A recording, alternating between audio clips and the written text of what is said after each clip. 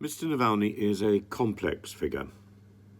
He's often cited in Western media as being the leader of the opposition to Mr. Putin. That really is wide of the mark. Mr. Navalny has also been perhaps insensitive, perhaps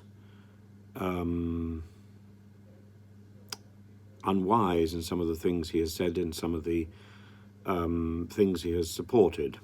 Certainly if he were in the West, he would be vilified for some of his positions and some of his stances on particular issues, particularly with respect to LGBTQ rights and nationalism. But I think under all this, he's a what I would call a good lad. And the longer he remains in solitary confinement, the longer he remains in prison, the higher his profile becomes, in the same sort of way that Mr. Mandela must have attributed his time in prison as one of the factors contributing to his election as president. Prison made him, and prison is making Navalny. Should he survive, he will be a much stronger, much bigger person. And then possibly he is presidential material. At the moment, I think he's not. And at the moment, I think his life is in danger. Yesterday, Ivan Kolotushkin, the head of the tuberculosis hospital, number 1 in Vladimir, colony number 3, visited Alexei Navalny, who is ill, in the punishment cell in penal colony number 6. And we get this information directly from his lawyer, Vadim Kobzez.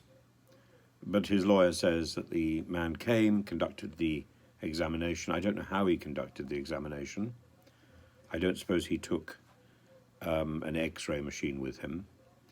But he says medication has still not been handed over. And Navalny is feeling the same as he felt before.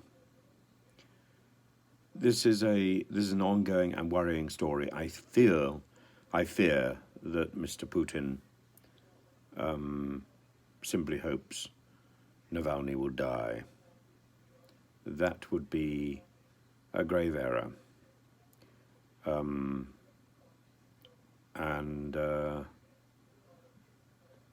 I think it would be a step from which he would never be able to retreat. As I say, I think Navalny, the longer he is held in detention for what are spurious charges, the greater he becomes. Mr. Putin is literally at this moment creating his opposition, or fermenting his opposition, like whiskey in a barrel.